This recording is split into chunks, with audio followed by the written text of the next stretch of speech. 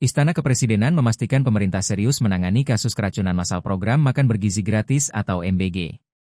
Kepala Staf Kepresidenan, Muhammad Kodari, menegaskan pemerintah tidak buta dan tuli terhadap persoalan yang menimpa ribuan siswa penerima manfaat.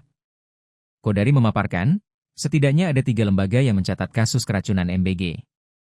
Badan Gizi Nasional melaporkan 46 kasus dengan lebih dari 5.000 penderita. Kementerian Kesehatan mencatat 60 kasus dengan jumlah serupa. Sementara Badan Pengawas Obat dan Makanan melaporkan 55 kasus keracunan dengan 5.320 penderita. Selain data resmi, elemen masyarakat juga melaporkan angka lebih dari 5.000 siswa terdampak. Menurut kajian BPOM, puncak kasus keracunan terjadi pada Agustus 2025, dengan Jawa Barat menjadi daerah paling banyak terdampak. Penyebab utama diduga berasal dari higienitas makanan, suhu dan cara pengolahan yang tidak sesuai, kontaminasi silang, hingga faktor alergi pada penerima manfaat. Kodari menekankan, pemerintah telah merespons dengan permintaan maaf dan evaluasi menyeluruh terhadap jalannya program. Sementara itu, DPR melalui Wakil Ketua Komisi 9, Yahya Zaini, mendorong adanya perbaikan tata kelola MBG. Ia mengusulkan agar sekolah turut diberdayakan sebagai penyedia menu makan, agar kualitas lebih terjamin dan sesuai kebutuhan siswa.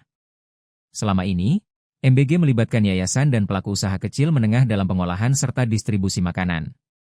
Data mencatat, sejak Januari hingga September 2025, sedikitnya 5.626 kasus keracunan terjadi di 17 provinsi. Sejumlah daerah bahkan harus menanggung biaya perawatan korban, sementara alokasi transfer pusat ke daerah justru berkurang pada RAPBN 2026. Terbaru, kasus keracunan dilaporkan terjadi di Banggai Kepulauan, Garut, Tasikmalaya, hingga Bau-Bau, Sulawesi Tenggara. DPR juga menyoroti rendahnya serapan anggaran program MBG. Dari total Rp71 triliun yang dialokasikan, hingga September baru terserap 18% atau sekitar Rp13,2 triliun. Minimnya transparansi serta laporan publik menimbulkan kekhawatiran terkait efektivitas sekaligus akuntabilitas penggunaan anggaran. Yahya mendesak agar Badan Gizi Nasional segera membuka kanal pengaduan publik, memperbaiki mekanisme pelaporan, dan memastikan hak siswa untuk memperoleh makanan bergizi tetap terpenuhi. Pemerintah pun diingatkan untuk memperkuat pengawasan agar risiko penyalahgunaan anggaran dapat dihindari.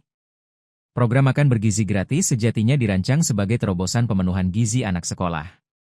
Namun serangkaian kasus keracunan yang terjadi di berbagai daerah menunjukkan pentingnya evaluasi serius demi keselamatan siswa sekaligus keberlangsungan program prioritas nasional ini.